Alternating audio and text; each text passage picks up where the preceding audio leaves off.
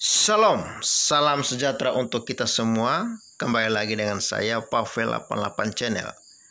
Tadi saya temukan video kesaksian anak Melayu yang telah menemukan jalan dan kebenaran dan hidup, yaitu di dalam Yesus Kristus, sehingga dia harus meninggalkan keyakinannya yang lama dan mempercayai Yesus sebagai Tuhan dan Juru Selamat dia secara pribadi. Itu suatu syukur puji Tuhan yang luar biasa. Walaupun saya tidak tahu identitas siapa namanya, dalam video ini tidak diberitahukan siapa namanya, tetapi dia bersaksi tentang bagaimana keyakinannya yang lama, dan saudara bisa mendengar, menyaksikan, dan menilai sendiri apakah dia bersaksi benar atau tidak. Jikalau tidak benar, saudara bisa memberikan sanggahan. Dan jikalau benar, ya bertobatlah dan percayalah Yesus sebagai Tuhan dan Juru Selamat. Oke guys, selamat menyaksikan, dan Tuhan Yesus menyertai kita semua. Dan doa saya, saudara dibukakan mata imannya untuk menerima Yesus yang adalah jalan dan kebenaran dan hidup, satu-satunya yang dapat membawa kita pulang ke surga atau berjumpa dengan Bapa di surga. Selamat menyaksikan.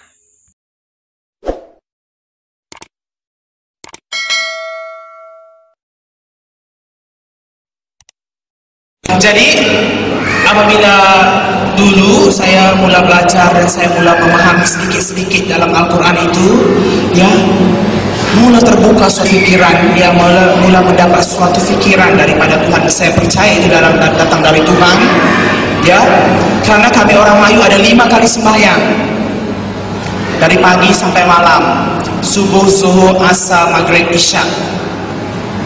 Dalam 5 kali sembahyang bacaannya sama saja. Dalam 5 kali sembahyang diambil dari buku pertama dalam Al-Quran, namanya surah Al-Fatihah. Malam hari ini kalau tak kenal Quran, saya ada bawa. Ya, memang tak tahu baca, saya bacakan nanti. Ya, jadi diambil dari buku pertama dalam Al-Quran, itu namanya surah Al-Fatihah. Al-Fatihah bermaksud pembukaan. Saya bacakan sedikit pada kamu semua. Memang tak paham, bapak paham saja. Bismillahirrahmanirrahim.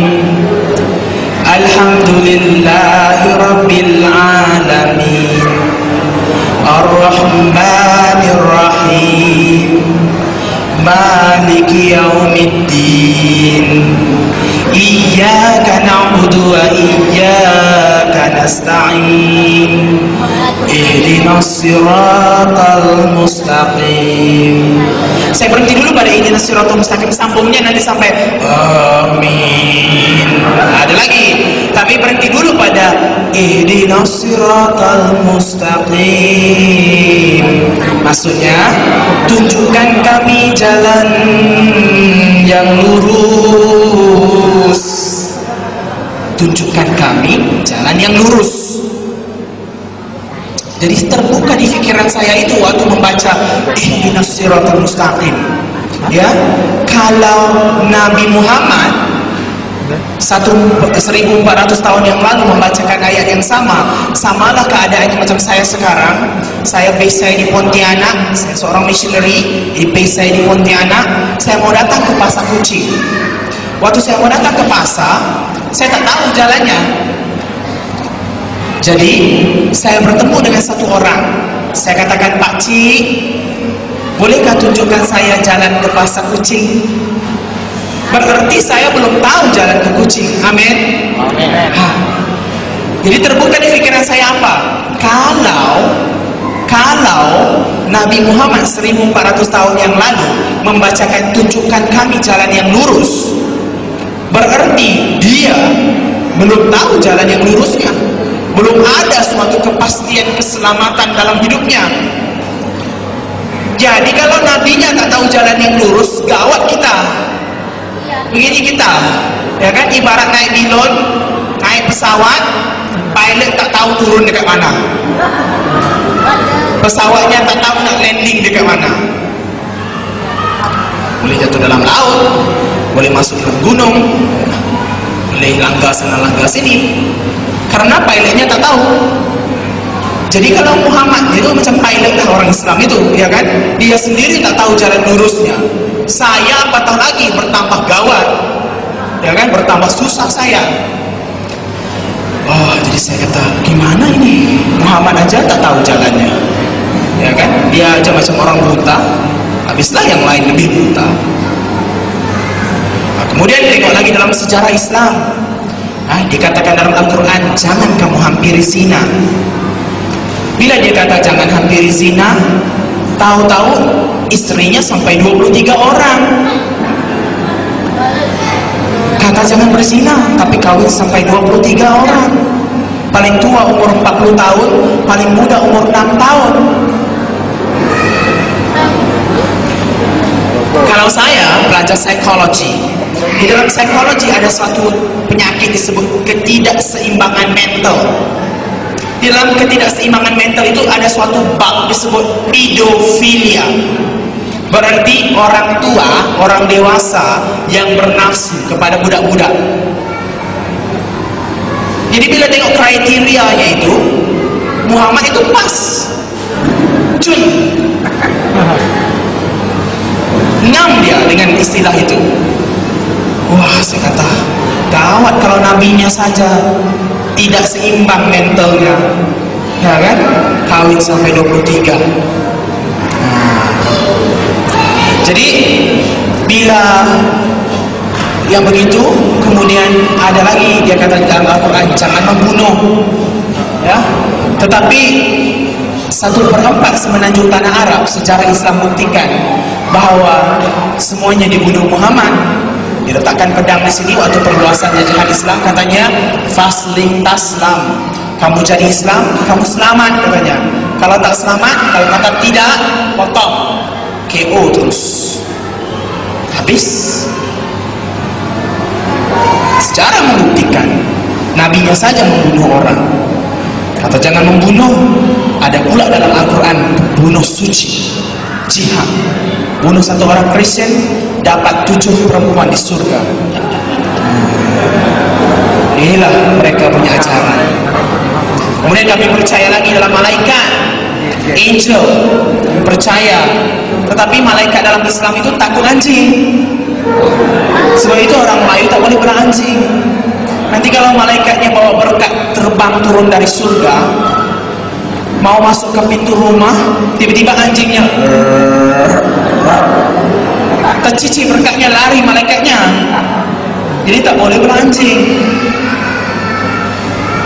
Dan seterusnya malaikatnya itu Rabu malam, ya, malam-malam tak nampak.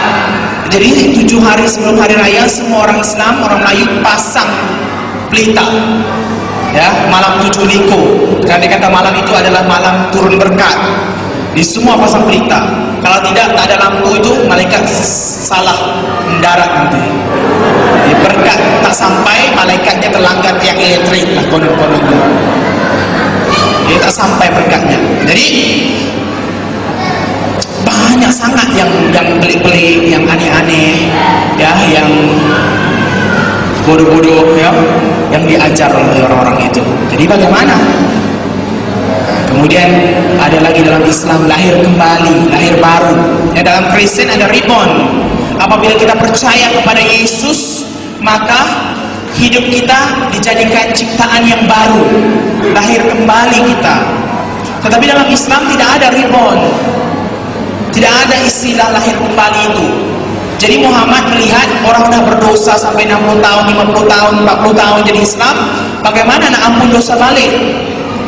Oh, teringat dia lahir kembali. Tapi konsepnya berlain dengan konsep kita orang Kristen. Dibikinnya di Mekah satu batu hitam, diukir bentuk, maaf cakap, woman secret part, ya, alat sulit orang perempuan. Apa yang dibikin? Buat lubang, diukirlah persis gambarnya, sama gambarnya. Orangnya semua pergi masuk kepala dalam lubang itu waktu musim haji. Jadi bila masuk kepala, keluar dari kepala itu, keluar dari lubang batu hitam itu disebut hajar aswad. Batu itu hajar itu batu, aswad itu hitam, keluar Dan imam pun pegang kepala, katanya, kau sudah tahir, kau sudah suci, dosamu diampun. Cukup kepala. Karena dia kata setiap bayi yang lahir tak ada rambut. Jadi sebab itu orang Melayu balik Mekah semua kepalanya botak. Lepas sudah botak, kamu tanya lagi, apa yang kamu tengok di Mekah? Ya diam saja, tak boleh cakap. Kamu orang kafir, saya orang Islam. Padahal dia pun malu juga kan cakap, ya kan? Terlalu sensitif sangat ya. Jadi inilah semua yang diajar Islam. Ada lagi cara melontar di Mekah. Menurut Islam di atas itu surga, di bawah itu neraka. Jadi ada tiang-tiang disebut jamrah, ya, ada 3 tiang jamrah itu digambarkan dengan setan. Maka mereka melontar batu ke tiang itu. Maka dia katakan semua batu itu akan jatuh terus ke neraka. Padahal apa yang Arab Saudi buat? Ditipu kerajaan Arab Saudi, dia letak lori di bawah, ya kan? Bila batu itu dibalik, batu itu masuk dalam lori, lori penuh, lori jalan. Orang Islam pula kata apa? Semua batu kami sudah masuk ke dalam neraka, sebab itu tak bertimbun batunya. Padahal semua sudah ditipu. Nah inilah ya taktik politik penipuan, ajaran-ajaran yang pelik-pelik dalam Islam. Kemudian Islam lagi percaya kepada jin sampai satu